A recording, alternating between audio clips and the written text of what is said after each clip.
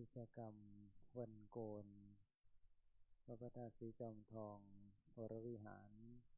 สำนักปฏิบัติธรรมประจำจังหวัดเชียงใหม่แห่งที่1วันศุกร์ที่2เดือนมกราคมพุทธศักราช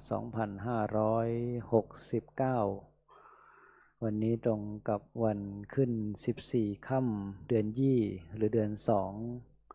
บัดนี้ได้เวลาสมควร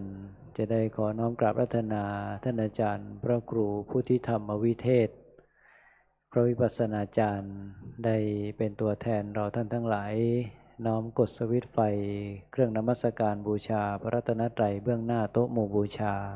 ขอน้อมกราบรัตนาด้วยความเคารพครับรัตนาพระสงฆ์สามเณรเจริญพรอุบาสกอุบาสิกาสาธุชนทุกคนทุกท่านได้น้อมประคองอัญชลี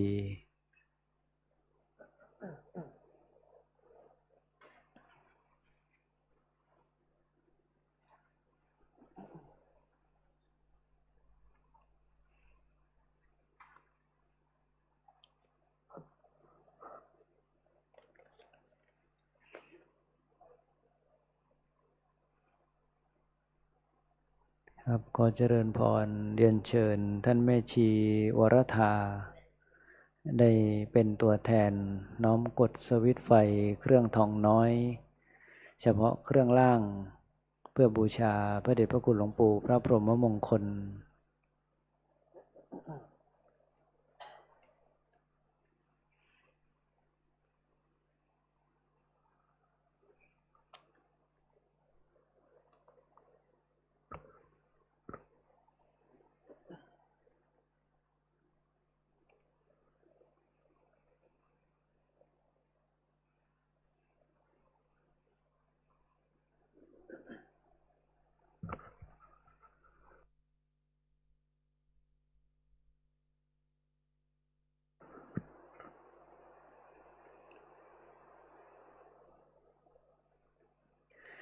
ครับกล่าวคำบูชาพระรัตนตรัยโดยความพร้อมเพรียงกันนะครับอิมินาสกาเดนะตังพุทธังอภิปูชยามะอิมินาสกาเดนะตังธัมมังอภิปูชยามะอิมินาสกาเดนะตังสังฆังอภิปูชยามะอะระหังสัมมาสัมพุทโธภควา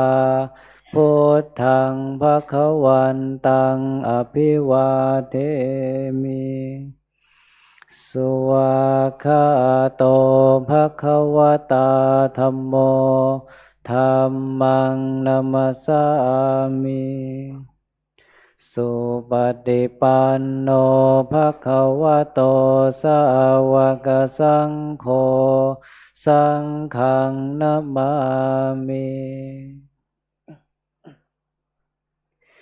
หันธมยังพุทธัสสะภควโตปุพพาคณมกาดังกโรมะเสนะโมตัสสะภควโตอะระหะโตสัมมาสัมพุทธัสสะนะ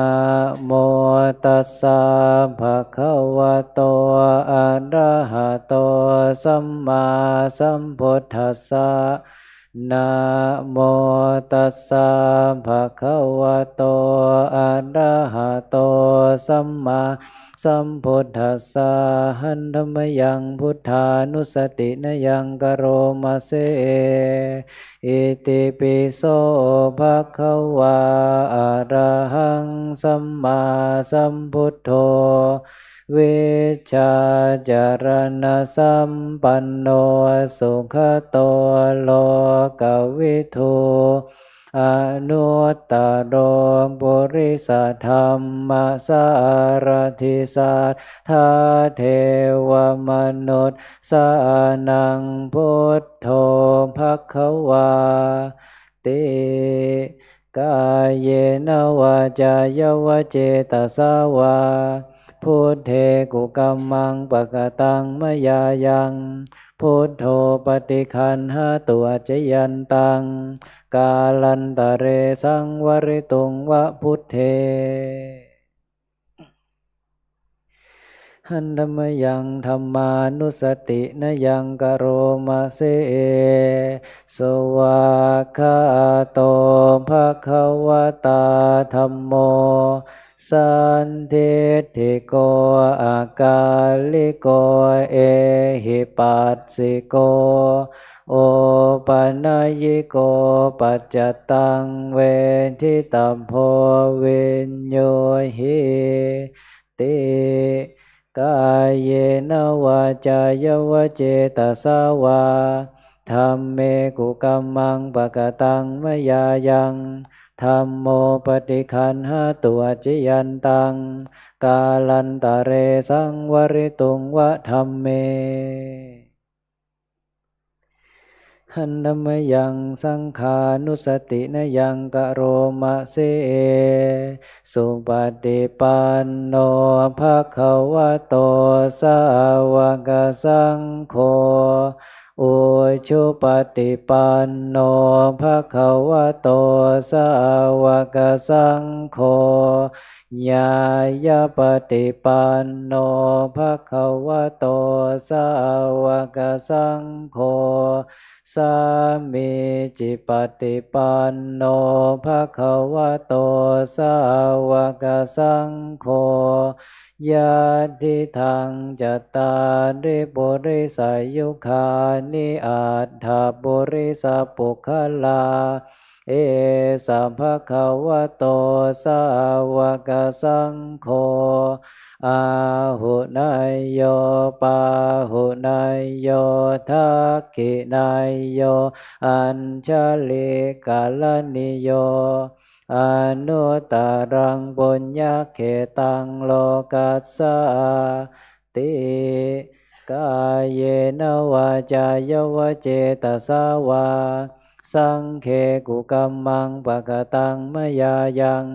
สังโฆปฏิคันหาตัวจยันตังกาลันตะเรสังวริตุงวสังเค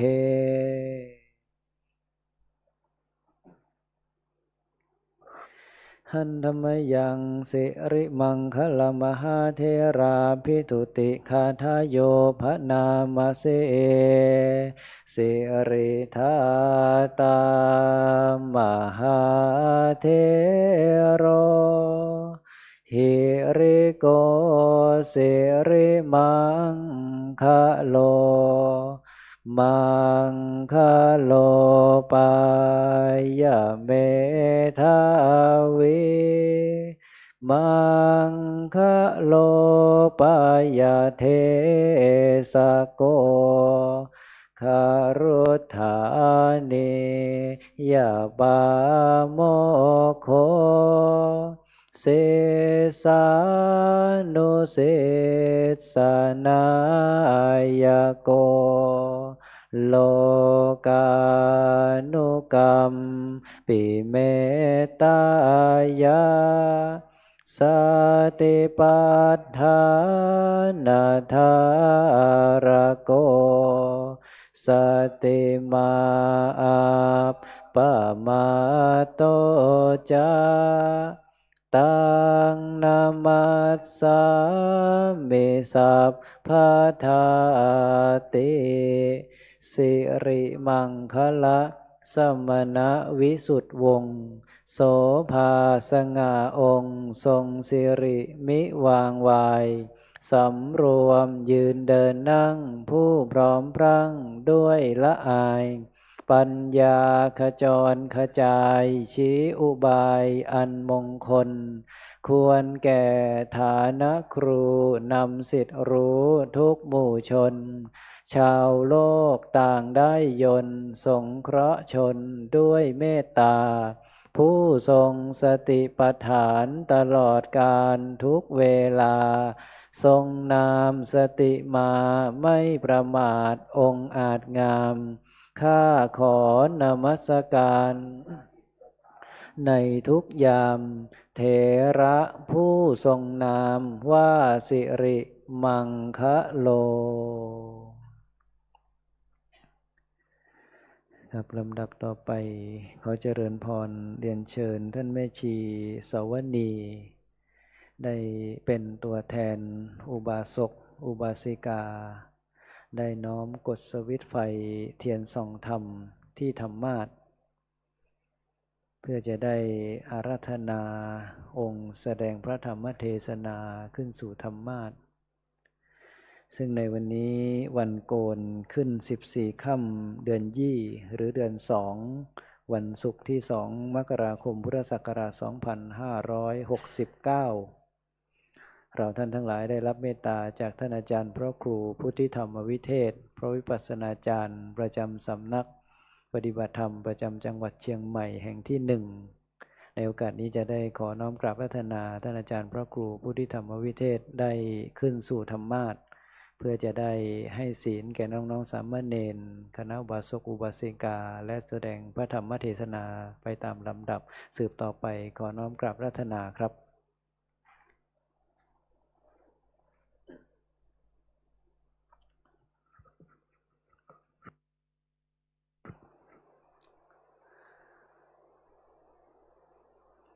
ครับนิมนต์คณะ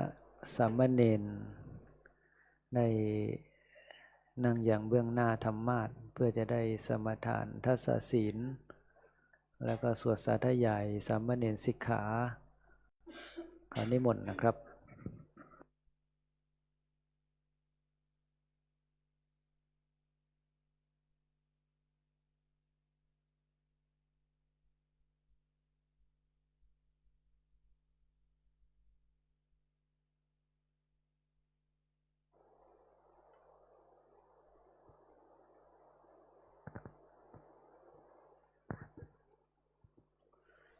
สามเณรทุกรูปกราบพระอาจารย์พร้อมกันครับกราบ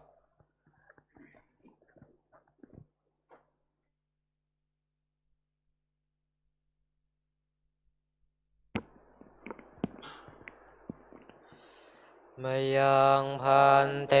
สารณสิลังยาจามะทุติยมปิมยังพันเต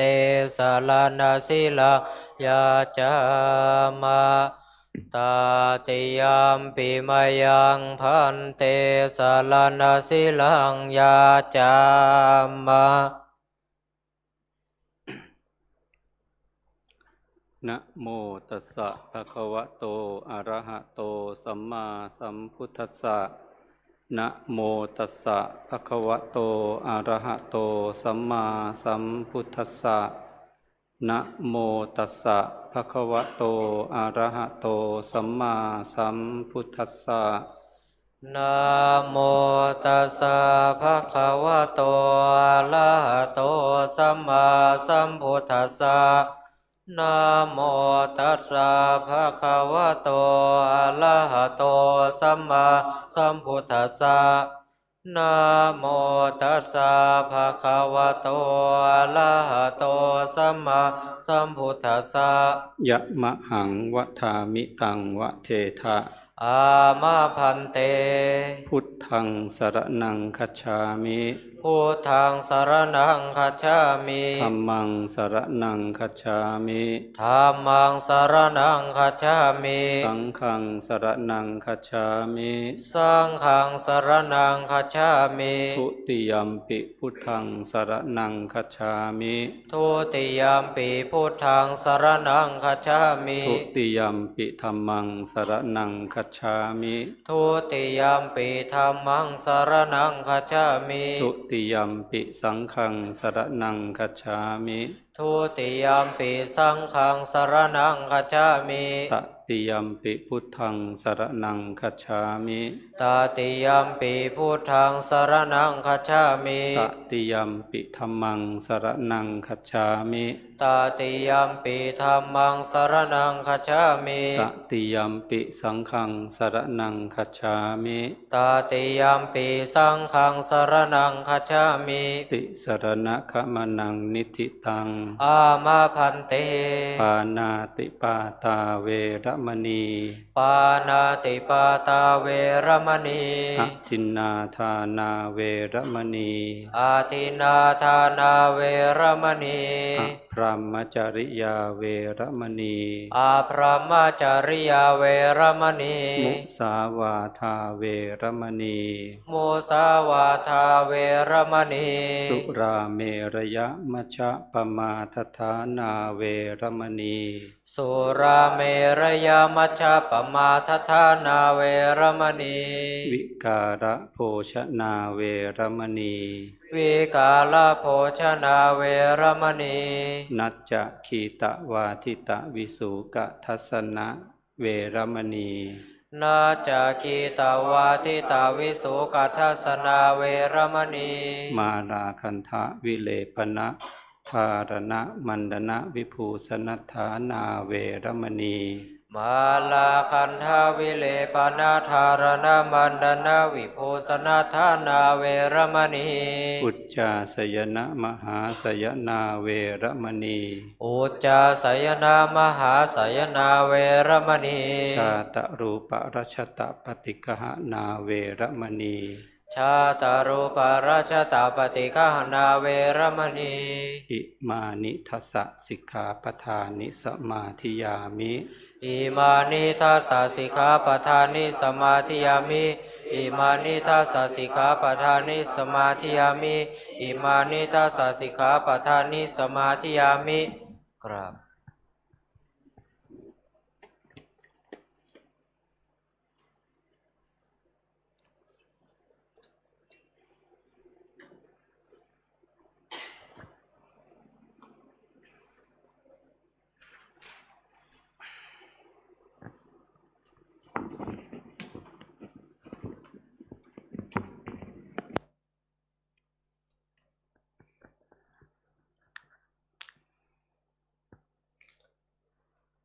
สัมพุทโธ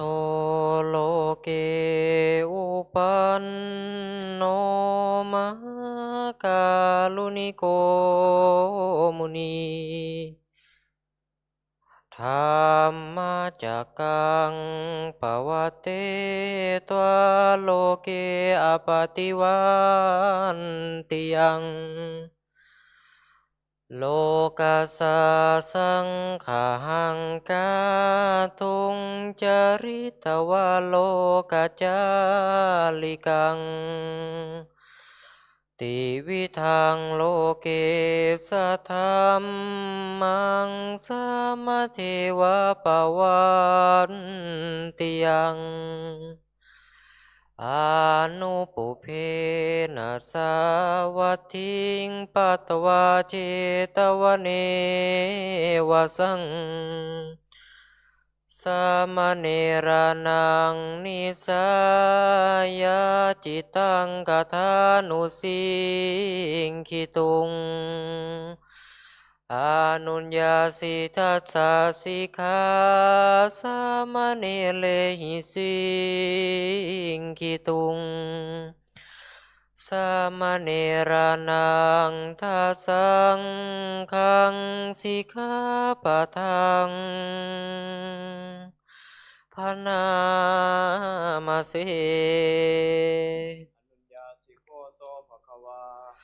สามเณรานังทัสสะสิกขาปะทานิเตสุจะสามเณรเลหิสิกิตุงปานาติปาตาเวรมณีอาทินนาทานาเวรมณีอาพรหมจริยาเวรมณีโมสาวาทาเวรมณีสุราเมรยมัชฌะปมาทฐานาเวรมณีวิกาลโภชนาเวรมณี นาจาคีตวาทิตาวิสุกทัสนาเวรมณีมาลาคันหาวิเลปนาธารณมันดนาวิภูสนัทานาเวรมณีอุจจาสยนามหาสยนาเวรมณีชาทารุปาลาชาตาปฏิกหนาเวรมณี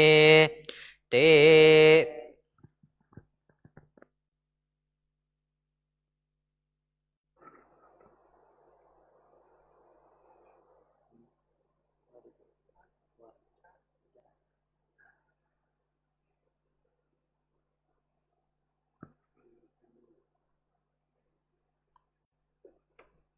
ครับขอเจริญพรเรียนเชิญท่านแม่ชีจิตราพรได้เป็นตัวแทนอุบาสกอุบาสิกาน้อมถวายผ่านขอศีลขอเจริญพรเรียนเชิญครับ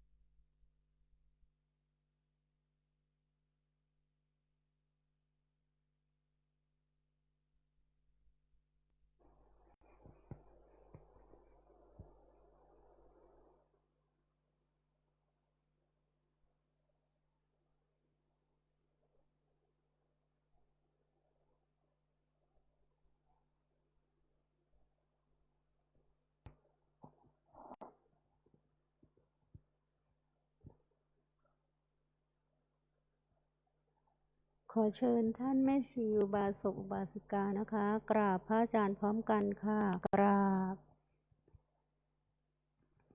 กราบ กราบอาราธนาศีลพร้อมกันนะคะมายังพันเตติตาลเนนะสหะอัฏฐศีลานิยาจามะทุติยัมปิมายังพันเตติสารเนนะสหะอัฏฐศีลานิยาจามะตติยัมปิมายังพันเตติสารเนนะสหะอัฏฐศีลานิยาจามะนะโมตัสสะภะคะวะโตอะระหะโตสัมมาสัมพุทธัสสะนะโมตัสสะภะคะวะโตอะระหะโตสัมมาสัมพุทธัสสะนะโมตัสสะภะคะวะโตอะระหะโตสัมมาสัมพุทธัสสะนะโมตัสสะภะคะวะโตอะระหะโตสัมมาสัมพุทธัสสะนะโมตัสสะภะคะวะโตอะระหะโตสัมมาสัมพุทธัสสะนะโมตัสสะภะคะวะโตอะระหะโตสัมมาสัมพุทธัสสะพุทธังสรณังคัจฉามิ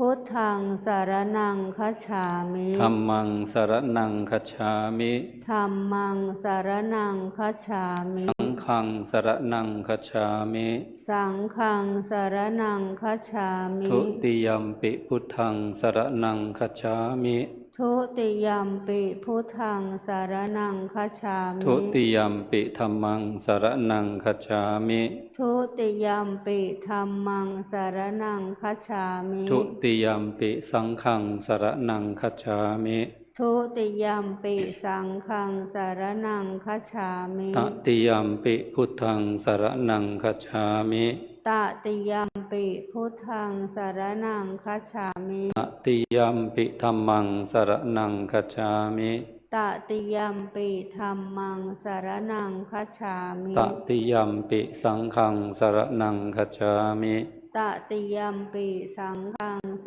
รณังคัจฉามิ ติสรณะขมนังนิจิตัง อามะพันเต ปานาติปาตาเวรมณีสิกขาปะทังสมาธิยามิ ปานาติปาตาเวระมณีสิกขาปะทังสมาธิยามิ อทินนาทานาเวรมณีสิกขาปะทังสมาธิยามิ อาทินนาทานาเวระมณีสิกขาปะทังสมาธิยามิ อพรหมจริยาเวรมณีสิกขาปะทังสมาธิยามิ อะพรหมจริยาเวระมณีสิกขาปะทังสมาธิยามิ มุสาวาทาเวรมณีสิกขาปะทังสมาธิยามิ มุสาวาทาเวระมณีสิกขาปะทังสมาธิยามิ สุราเมระยะมัชฌปมาทฐานาเวรมณีสิกขาปะทังสมาธิยามิ สุราเมรยะมัชฌะปมาทฐานาเวระมณีสิกขาปะทังสมาธิยามิ วิการะโภชนาเวรมณีสิกขาปะทังสมาธิยามิ วิกาลโภชนาเวระมณีสิกขาปะทังสมาธิยามิ นัจจะขีตวาทิตะวิสุกทัสสนะมาลาคันทะวิเลปนะธารณะมันดนะวิภูสนัทธานาเวรมณีสิกขาปะทังสมาธิยามิ นัจจาคีตวาทิตาวิสุกทัสสนะมาลาคันทะวิเลปนะธารณะมันดนะวิภูสนะฐานาเวระมณีสิกขาปะทังสมาธิยามิ อุจจาสยนะมหาสยนาเวรมณีสิกขาปะทังสมาธิยามิ อุจจาสยนะมหาสยนาเวระมณีสิกขาปะทังสมาธิยามิ อิมานิอัฏฐสิกขาปทานิสีเลนะสอิมานิอัฏฐสิกขาปทานิสมาธิยามิ อิมานิอัฏฐสิกขาปทานิสมาธิยามิอิมานิอัฏฐสิกขาปทานิสมาธิยามิอิมานิอัฏฐสิกขาปทานิสมาธิยามิ อิมานิอัฏฐสิกขาปทานิสีเลนะสุขติงยันติสีเลนะโภคสัมปทาสีเลนะนิพุติงยันติตัสมาสีลังวิโสทะเย สาธุสาธุสาธุกราบ กราบกราบ ครับก็เจริญพรเรียนเชิญท่านแม่ชีลลิตาปัญญา ได้เป็นตัวแทนอุบาสกอุบาสิกาได้น้อมกดสวิตช์ไฟเครื่องทองน้อยเครื่องบน เพื่อพระเดชพระคุณหลวงปู่พระพรหมมงคลบูชาธรรมและหลังจากนั้นคณะอุบาสกอุบาสิกาจะได้ร่วมกันกล่าวคำอาราธนาธรรมสืบต่อไปนะครับ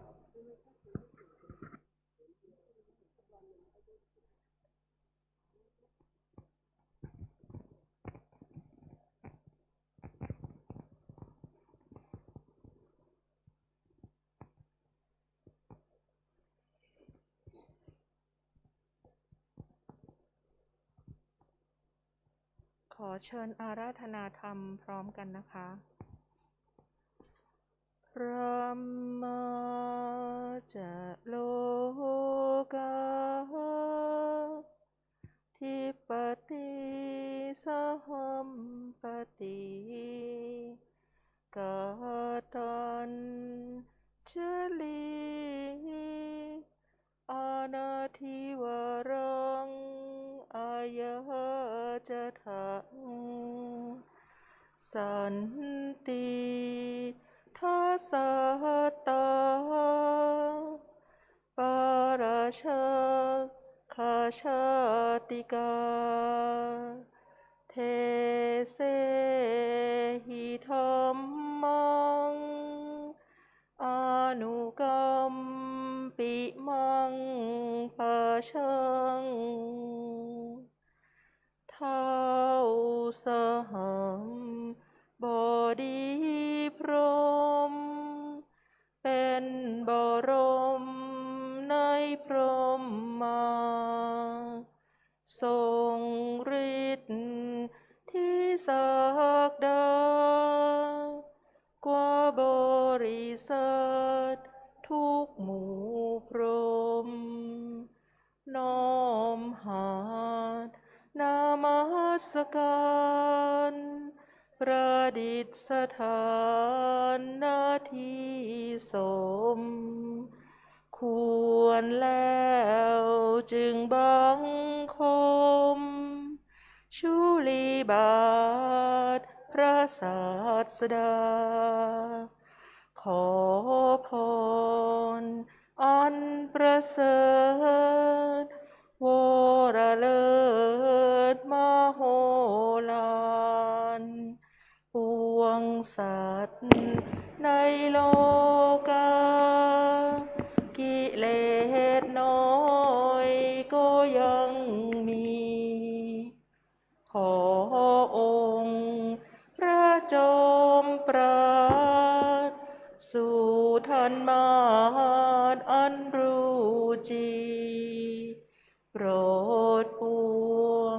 ประชานีท่านจงโปรดแสดงธรรมนิมนต์ท่านเจ้าข้าผู้ปรีชาอันเลิศล้ำโปรดแสดงพระสัทธรรมเทศนาพระวาทีเพื่อให้สำเร็จผลแก่ปวงชนบรรดานี้ศพสุขเกษมศรีสมดังเจตนาเทินอาราธนังกะโรมา นะโมตัสสะภะคะวะโตอะระหะโตสัมมาสัมพุทธัสสะนะโมตัสสะภะคะวะโตอะระหะโตสัมมาสัมพุทธัสสะนะโมตัสสะภะคะวะโตอะระหะโตสัมมาสัมพุทธัสสะกาโลคัสสติภูตานิสัพพาเนวะสหัตตนาติ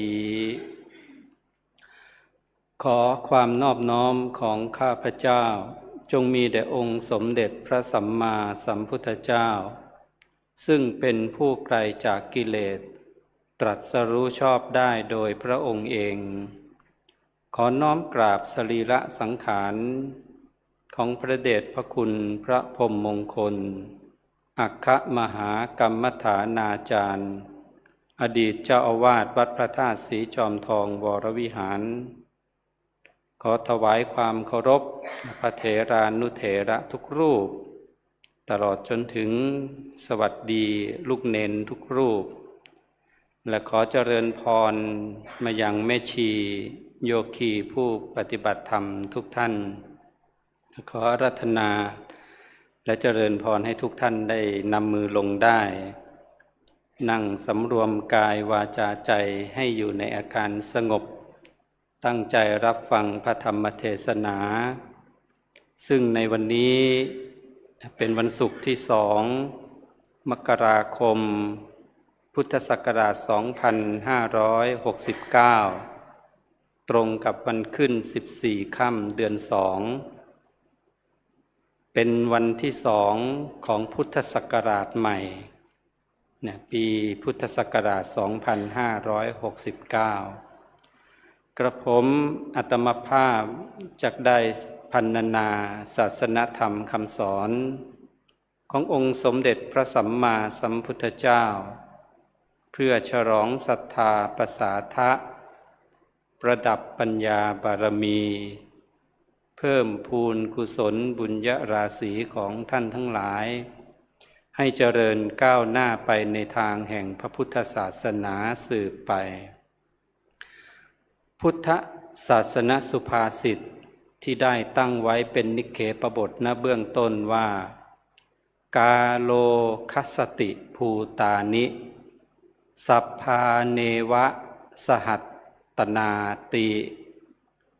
แปลความได้ว่าการเวลาย่อมกลืนกินสัตว์ทั้งหลายพร้อมกันไปกับตัวของมันเองพระพุทธเจ้าได้ตรัสเล่าในมูลปริยายชาดกทรงปรารภถึงภิกษุ500 รูปผู้เคยเป็นพราหม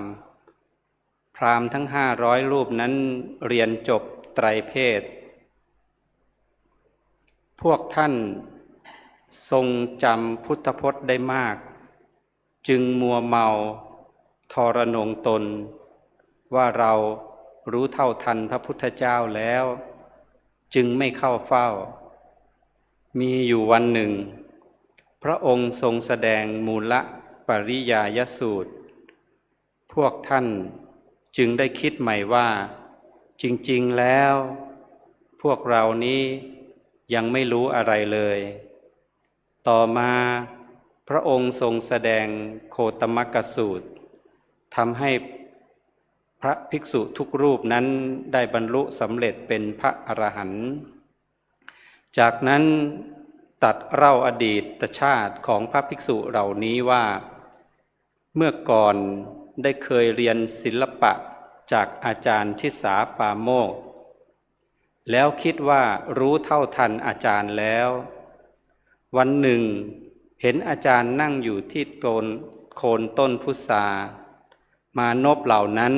พากันเข้าไปเคาะต้นพุทราแล้วกล่าวว่าต้นไม้นี้ไม่มีแก่นต้นไม้นี้ไม่มีแก่นพระโพธิสัตว์ผู้เป็นอาจารย์รู้ว่าพวกเขากำลังดูหมิ่นจึงกล่าวว่าเราจะถามปัญหาแก่พวกเธอข้อหนึ่งพวกเขาก็ดีใจและมั่นใจว่าจะตอบได้พระโพธิสัตว์ถามว่าการเวลาย่อมกลืนกินสัตว์ทั้งหลายพร้อมกันไปกับตัวมันเอง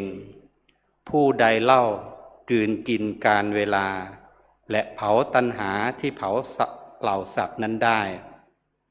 พวกมานพเหล่านั้นช่วยกันคิดอยู่นานถึง7 วันก็ยังไม่อาจแก้ปัญหาได้อาจารย์จึงตำหนิพวกมานพเหล่านั้นว่าพวกคนโง่มีแต่เพียงช่องหูไม่มีปัญญาแล้วก็จะเฉลยปัญหาให้ฟังว่าจบแล้วพวกเขาจึงขอขมาและปรนนิบัติตามเดิมการเวลานั้นไม่ได้กัดกินเนื้อหรือหนังสัตว์แต่มันทำอายุทำผิวพรรณและกำลังให้เสื่อมไปทำให้ความไม่มีโลกนั้นเสื่อมไปและมันยังกินตัวของมันเองคือผ่านพ้นไปผู้ใดกินการได้ผู้นั้นคือพระอริยะผู้นั้นคือพระอรหันต์ขีณาสพเพราะจะไม่มีปฏิสนธิอีกต่อไปเวลาจะผ่านไปเรื่อยๆทุกสรรพสิ่งรวมถึงตัวเราก็จะเสื่อมไปตามกาลเวลาดังนั้นจึงควรใช้เวลาทุกขณะให้เกิดประโยชน์สูงสุดสร้างคุณงามความดีและไม่ปล่อยให้เวลาสูญเปล่าไปเฉยๆหากเราลองสังเกตชีวิตของสรรพสัตว์ทั้งหลายในโลกนี้ รวมทั้งตัวเราเองด้วย เราจะพบว่าความจริงที่ว่าทุกชีวิตล้วนตกอยู่ในกระแสของการเดินทางของชีวิตที่ไม่มีวันสิ้นสุดที่ทางพระพุทธศาสนาเรียกว่าสังสารวัฏหรือวัฏฏะสงสารคำว่าวัฏฏะนั้นแปลว่าการหมุนวนสงสารแปลว่าการท่องเที่ยวไปวัฏฏะสงสารจึงหมายถึงการเวียนว่ายตายเกิดอยู่ในภพภูมิต่างๆเหมือนวงล้อที่หมุนไปไม่รู้จักจบสิ้นเราเพิ่งผ่านการเจริญพุทธมนต์ข้ามปีมาเมื่อวันก่อนและบางคนก็เฉลิมฉลองรื่นเริงบันเทิงใจเพื่อต้อนรับในวันขึ้นศักราชใหม่กี่ปีแล้วที่เราหมุนวนมาเฉลิมฉลองกันที่นั่งอยู่ในที่นี้ก็เช่นเดียวกันเนี่ยอาตมาก็เชื่อว่านอกจากลูกเนนแล้วพวกเราทั้งหลายเนี่ยก็ผ่านมาไม่น้อย30 ถึง 40 รอบหรือมากกว่านั้นแล้วทำไมเราจึงยังต้องเวียนว่ายตายเกิดแบบนี้ไม่รู้จักจบสิ้นพระพุทธเจ้าทรงชี้ให้เห็นว่าสาเหตุที่เราต้องเวียนว่ายตายเกิดอยู่นี้ก็เพราะว่าวงล้อแห่งวัฏฏะนี้ขับเคลื่อนด้วยเฟือง3 ตัวที่เรียกว่าไตรวัฏฏะนั่นก็คือกิเลสวัฏฏะกรรมวัฏฏะวิปากวัฏฏะกิเลสวัฏฏะคือวงจรของเหตุที่ทำให้เราต้องเวียนว่ายตายเกิดอยู่ทุกวันนี้ก็คือกิเลสเป็นสิ่งที่ทำให้ใจของเรานั้นเศร้าหมองมีเหตุมาจากอกุศลมูลทั้ง3 ประการคือโลภะโทสะและโมหะโลภะก็คือความโลภความอยากได้ความติดใจหลงไหลโทสะก็คือความโกรธความพยาบาทความไม่พอใจโมหะคือความหลงความงมงายความไม่รู้ตามความเป็นจริงเมื่อไม่รู้ตามความเป็นจริงของโลกจึงเกิดตัณหาความทยานอยากในกามคุณ5นั่นคือรูปเสียงกลิ่นรสสัมผัสที่น่าพอใจเช่นอยากกินอาหารที่อร่อยอยากได้รถคันใหม่อยากเป็นนั่นอยากเป็นนี่อยากเป็นคนรวยมีสตางค์อยากเป็นคนที่มีชื่อเสียงอยากให้สภาวะที่น่าพอใจคงอยู่ตลอดไปอยากให้มีความสุขนี้อยู่กับเราตลอดไปโดยไม่เปลี่ยนแปลงหรือแม้แต่ความทยานอยากที่จะพ้นจากสภาวะที่ไม่พึงพอใจความอยากที่จะไม่เป็นในสิ่งที่เป็นอยู่เช่นไม่อยากเป็นคนยากจนไม่อยากเจ็บไม่อยากป่วยไม่อยากเจอสถานการณ์ที่เลวร้ายเป็นต้นเรามักจะได้ยินคำว่ากิเลสกับตัณหานี่อยู่บ่อยๆกิเลสนั้นคือสิ่งสกปรกคือสภาพที่ทำให้จิตใจของเรานั้นขุ่นมัวเศร้าหมองส่วนตัณหานั้นก็คือความอยากเป็นตัวที่คอยขับเคลื่อนหรือเป็นแรงผลักท่านเปรียบไว้ว่าตัณหาเป็นเหมือนลมที่พัดทำให้ฝุ่นละอองนั้นกระจายฟุ้งขึ้นมาฝุ่นละอองที่กระจายฟุ้งขึ้นมานั่นก็คือกิเลสกระจายฟุ้งขึ้นมาเกาะกินจิตใจของเราทำให้ใจของเรานั้นไม่บริสุทธิ์ขุ่นมัวไม่แจ่มใสเมื่อเกิดกิเลสตัณหาผลที่ตามมาก็คืออุปทานการปรุงแต่งมีความยึดมั่นถือมั่นเพราะมีตัณหาจึงมีอุปทานยึดติดในรูปยึดติดในรสในกลิ่นในเสียงสัมผัสยึดติดในความคิดเห็นยึดติดในความเชื่อของตนเองว่าถูกต้องอยู่เพียงผู้เดียวยึดติดกับธรรมเนียมวิธีการปฏิบัติ หรือพิธีกรรมแบบผิดๆโดยไม่เข้าใจถึงเป้าหมายที่แท้จริงยึดว่ามีตัวตนของเราจริงๆเมื่อมีกิเลสมีตัณหาจึงมีอุปทานเมื่อมีอุปทานจึงมีทุกข์เพราะเข้าไปยึดมั่นถือมั่นเมื่อมีความอยากก็ต้องดิ้นรนไขว่คว้าให้ได้มาเกิดกระทำทางกายวาจาและทางใจไม่ว่าจะเป็นกรรมดีหรือกรรมชั่วก็ตามวงจรของการกระทำจึงเกิดขึ้นเรียกว่ากรรมวัฏฏะการกระทำที่หมุนรอบไปและเมื่อทำกรรมแล้ว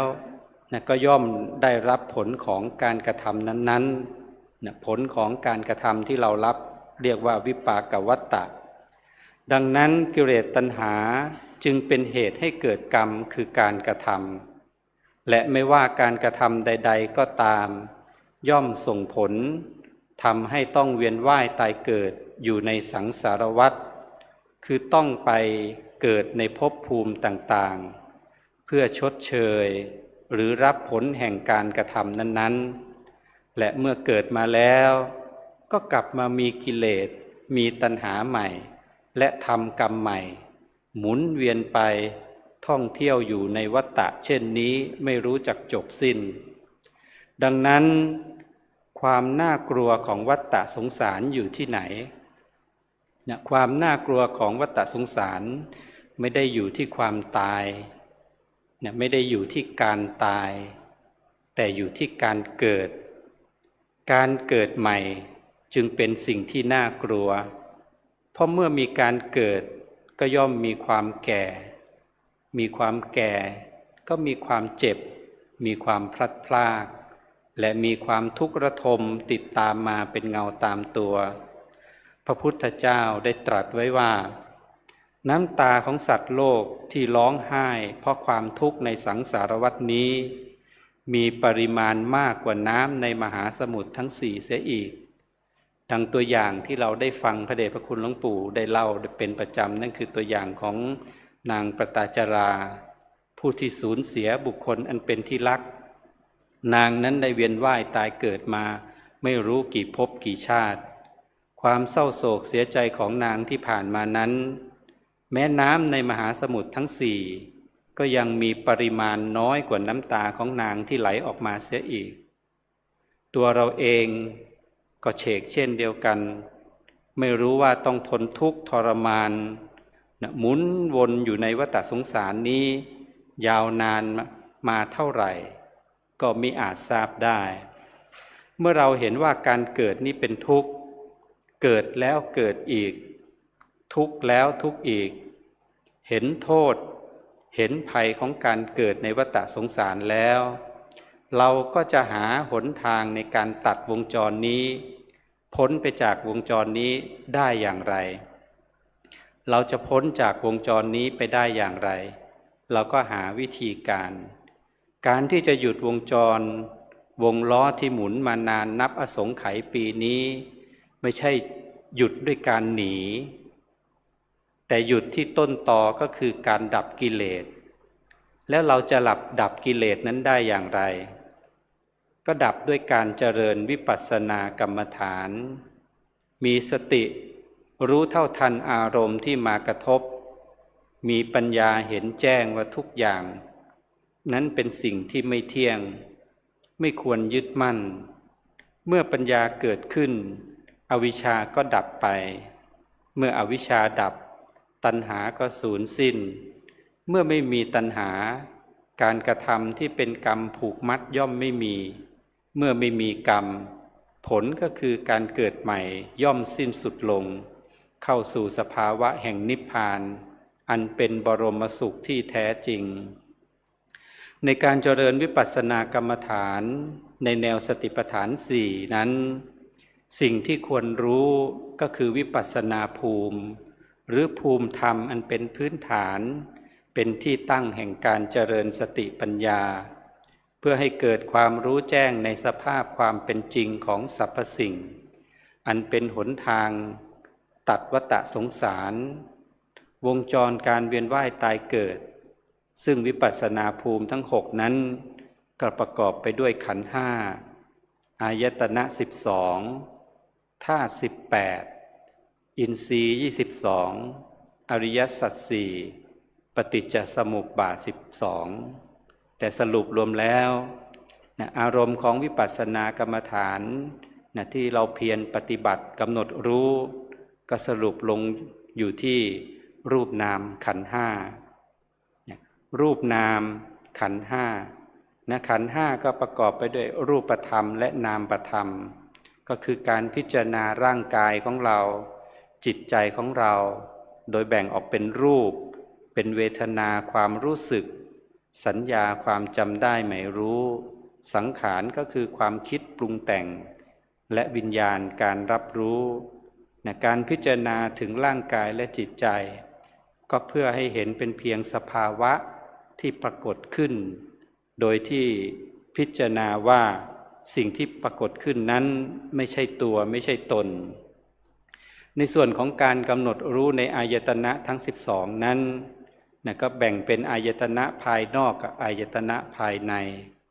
ก็มีตาหูจมูกลิ้นกายและใจตามที่เราได้พยายามเพียรกำหนด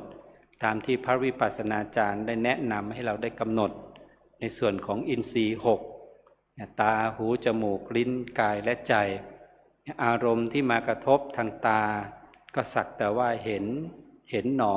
เห็นหนอเห็นหนอรูปกระทบกับตาก็เกิดการเห็น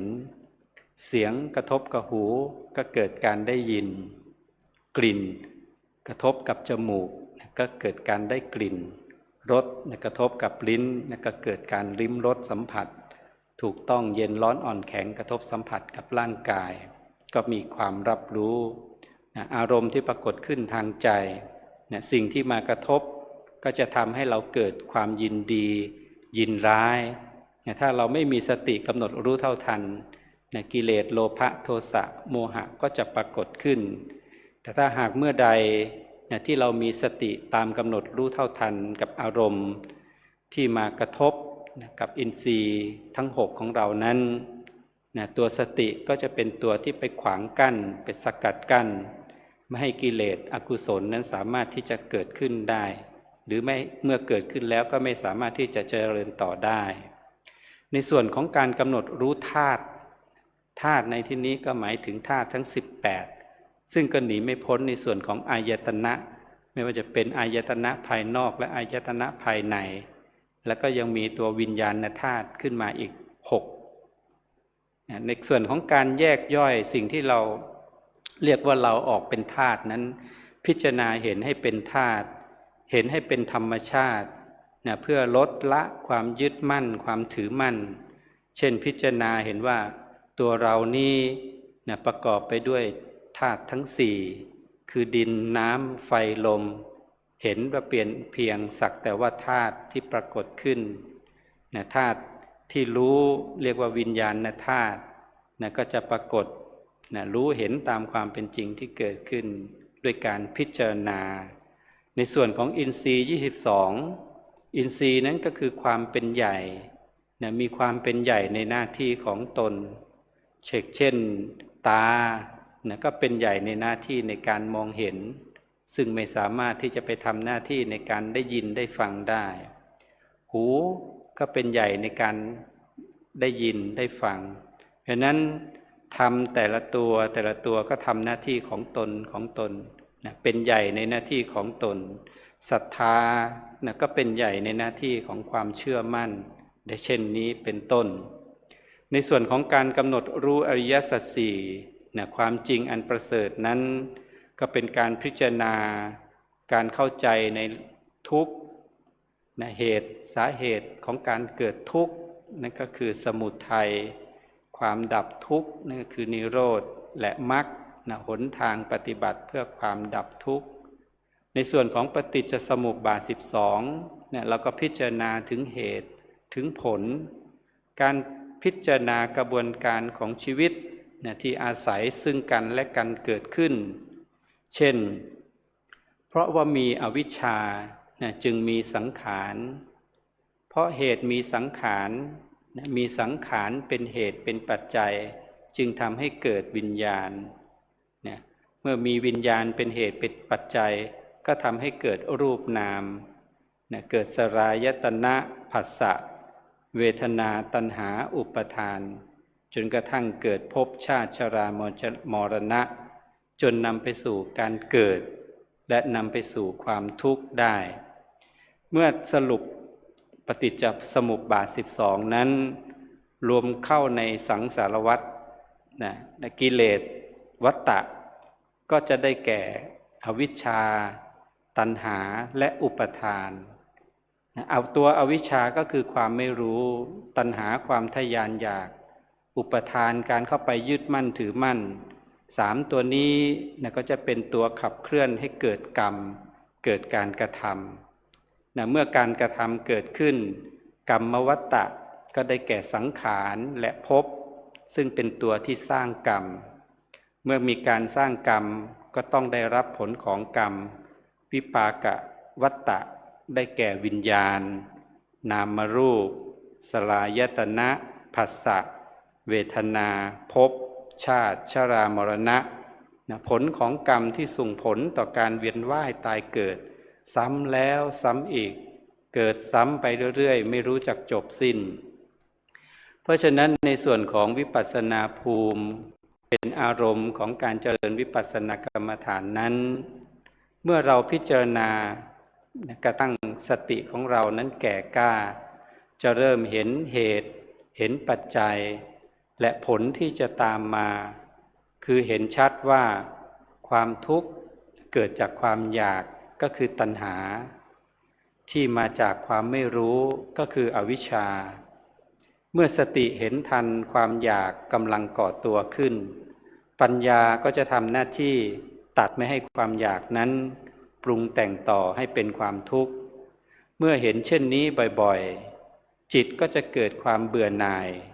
วงจรเดิมๆก็จะคลายความยึดมั่นซึ่งเป็นจุดเริ่มต้นของการตัดวัฏฏสงสารชีวิตในวัฏฏสงสารนี้ท่านเปรียบเสมือนกับการหลงทางในป่าใหญ่ซึ่งหาทางออกได้ยากการที่เราได้เกิดมาเป็นมนุษย์และพบพระพุทธศาสนาท่านเปรียบเสมือนกับการได้รับแผนที่และคบเพลิงอย่าปล่อยให้โอกาสนี้ผ่านไปโดยเปล่าประโยชน์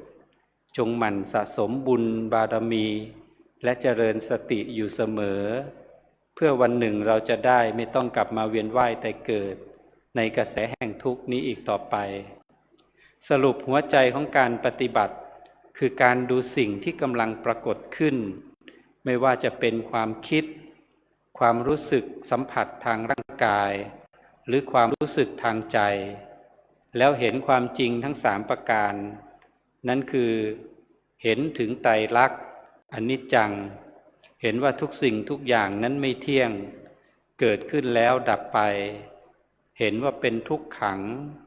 เห็นว่ามันเป็นทุกข์ทนอยู่ในสภาพเดิมไม่ได้เห็นอนัตตาคือเห็นว่ามันไม่ใช่ตัวตนบังคับบัญชาไม่ได้จริงเมื่อปัญญาเห็นแจ้งตามความเป็นจริงจิตก็จะคลายความยึดมั่นและหลุดพ้นจากวัฏสงสารในวาระดิถีขึ้นศักราชใหม่ปีพุทธศักราช 2569 นี้คโนโวมาจะอุปัจจคาขณะอย่าได้ล่วงเลยท่านไปเสียหรือถ้าจะแปลให้เข้าใจง่ายๆก็คืออย่าปล่อยให้การเวลาผ่านไปโดยเปล่าประโยชน์ขอให้ทุกท่านได้เห็นคุณค่าของทุกขณะเวลาในชีวิตใช้เวลาทุกนาทีที่มีอยู่สร้างประโยชน์สร้างคุณงามความดีพัฒนาจิตใจตนเองให้ไปสู่ความเจริญก้าวหน้าในธรรมให้พ้นจากภัยแห่งวัฏสงสารสมดังพุทธภาษิตที่ได้ยกขึ้นเป็นนิเขปบทณเบื้องต้นว่ากาโลคัสสติภูตานิสัพพาเนวะสหัตตนาติการเวลาย่อมกลืนกินสัตว์ทั้งหลาย พร้อมกันไปกับตัวมันเอง แสดงพระธรรมเทศนาพรรณนามาเห็นสมควรแก่เวลา ขอสมมุติยุติลงคงไว้เพียงเท่านี้ภวตุสัพพมังคลัง ขอสัพพมงคลจงมีแก่ท่านลักขันตุสัพพเทวตา ขอเหล่าเทวดาทั้งปวงจงรักษาท่านสัพพพุทธานุภาเวนะสัพพธรรมานุภาเวนะสัพพสังฆานุภาเวนะด้วยอานุภาพแห่งพระพุทธเจ้าทั้งปวงด้วยอานุภาพแห่งพระธรรมทั้งปวงด้วยอานุภาพแห่งพระสงฆ์ทั้งปวงสัทธาโสถีพระวันตุเตขอความสวัสดีทั้งหลายจงมีแก่ท่านทุกเมื่อเทินเอวังก็มีด้วยประการฉนี้หันธรรมยังสาธุกรังกโรมาเซสาธุสาธุสาธุอะหังพุทธันจะธัมมัญจะสังฆัญจะสารนังคตาอุปาสิกตังเทเสสิงภิกขุสังฆสะสัมมุขาเอตังเมสารนังเขมังเอตังสารณมุตตมังเอตังสารณมาคัมมะสัพพทุกขาปมุญจเรยะถาพลังจเรยาหังสัมมาสัมพุทธัสสะสนังทุกขานิสสรณะเสวะภาคีนิสังอนาคเตกายนะวาจายวาเจตสาวาพุทเทกุกัมมังปะกตังมยายังพุทโธปฏิคันหาตุอัจจยันตังการันตะเรสังวริตุงวะพุทเทกายนะวาจายวะเจตสาวาธัมเมกุกัมมังปะกตังมยายังธัมโมปฏิคันหาตุอัจจยันตังการันตะเรสังวริตุงวะธัมเมกายนะวาจายวะเจตสาวาสังเคกุกัมมังปะกตังมยายังสังโฆปฏิคันหาตุอัจจยันตังการันตะเรสังวริตุงวะสังเคครับขอเจริญพรเรียนเชิญท่านแม่ชีจิตราจิตเจือจุนได้เป็นตัวแทนอุบาสกอุบาสิกาในการน้อมบูชาพระธรรมเทศนาและน้อมถวายกันเทศในองค์แสดงพระธรรมเทศนาขอเจริญพรเรียนเชิญครับ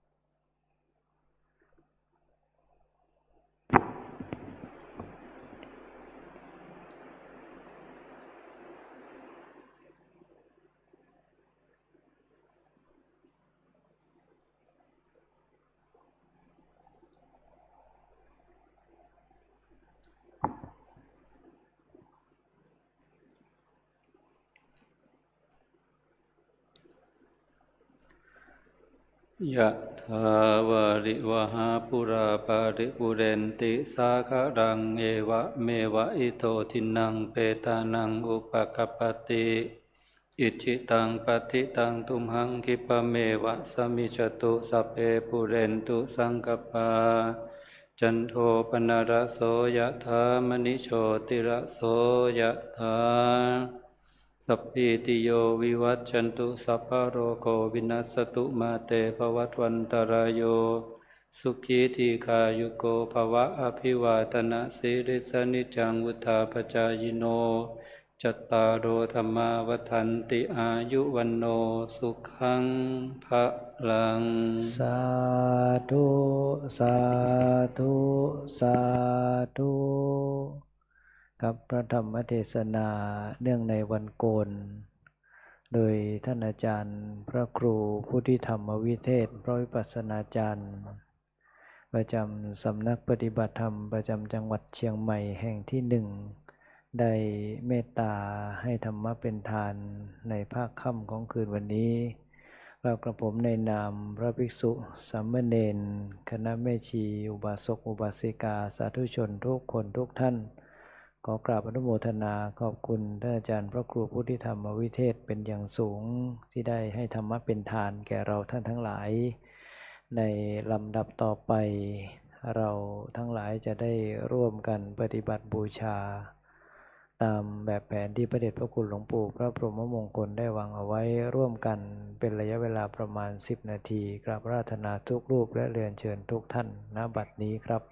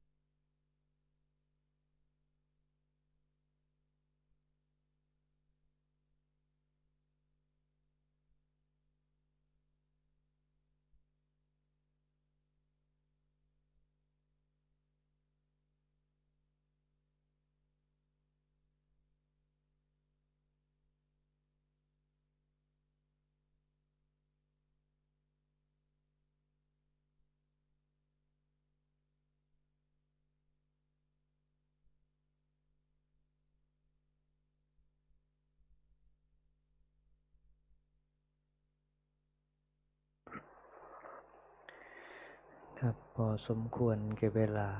ให้ได้กล่าวคำกรวดน้ำแบบพื้นเมืองล้านนาร่วมกันนะครับอิตังทานากัมมังเนปานาปัจจยโยโหตุโนเนจังเอตังศีลามังเนปานาปัจจยโยโหตุโนเนจังเอตังภาวนากัมมังเนปานาจโยโหตุโนเนจังยังกินจิกุสาลังกตาพังกัมมังสัพเพหิเตหิกาตังปุญญังโนอนุโมทันโตสุนันโตพนโตเยเทวาสมิงทานเนอติคาตาทิคายโยกาสัทธาหนตุสัมภาสัตตานังสุขีตานังปาริหารันตุมาตาปิตาสุขิตาหนตุทุกขามุจจันโตสัพเพญาติกาสุขิตาหนตุทุกขาปะมุจจันโตสัพเพอัญญาติกาขิตาหนตุทุกขาปะมุจจันโตสัพเพปิสาสัพเพยัคขาสัพเพเปตาสุตาหนตุทุกขาปะมุจจันโตสัพเพนัคขตาสุขิตาหนตุทุกขามุจจันโตสัพเพเทวาสุขิตาหนตุทุกขามุจจันโตสัพเพอาจาริโยปัชฌายาสุขิตาหนตุทุกขามุจจันตุสัพพะสัมปตินังสามิชันตุโววันทามิพุทธังสัพพังเมสังฆามาธาเมพันเตวันทามิธัมมังสัพพังเมโตสังฆามาธาเมเตวันทามิสังฆังสัพพังเมโตสังฆามาธาเมพันเตวันทามิโกโลปัชฌาจาริเยสัพพังเมโตสังฆามาธาเมพันเตวันทามิกัมมัฏฐานังสัพพังเมตาเมพันเตวันทามิอาราเมพัตตาสีมายังสัพพังเมสังฆามาธาเมพันเตวันทามิเจติยังสัพพังสัพพัทธาเนสุปาทิตาสาลีลาธาตุมหาโพธิงพุทธรูปังสักกาลังสัทธาคาโลเกเทวะโลเกพระมโลเกจัมปุทิเปลังกาทิเปสาลีลาธาตุโยสาธาตุโยอันดาหันตาธาตุโยเจติยังคันธากุติงจตุราสิติสาเสธรรมขันเทสัพเพสังปาทะเจติยังอหังวันทามิสัพพะโสกราบ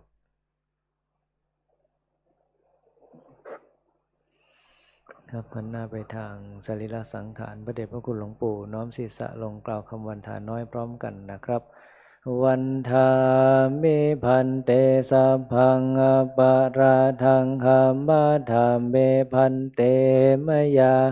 ตังปุญญังสามินาอนุโมทิตาพังสามินากตังปุญญังไมหังทาตาพังสาธุสาธุอนุโมทามิกราบกับได้น้อมวันทานน้อยพระมหาเถระอันมีท่านอาจารย์พระครูพุทธิธรรมวิเทศพระวิปัสสนาจารย์เป็นต้นนะครับวันทามิพันเตสัพพังอปาราทังคามาธาเมพันเตมยาตังปุญญังสามินาอนุโมทิตาพังสามินากตังปุญญังไมหังทาตาพังสาธุสาธุอนุโมทามิอภิวาทนาสีลิสนิจังวุธาปจายโนจัตตารโอ ธรรมาวัฏันติอายุวันโนสุขังภะลัง สาธุสาธุสาธุครับกล่าวคำบูชาพระรัตนตรัยอีกครั้งหนึ่งนะครับอะระหังสัมมาสัมพุทโธภคะวาพุทธังภคะวันตังอภิวาเทมิสุวากขาโตภคะวตาธัมโมธัมมังนัมสสามิสุปฏิปันโนภะคะวะโตสาวกสังโฆสังฆังนะมามิ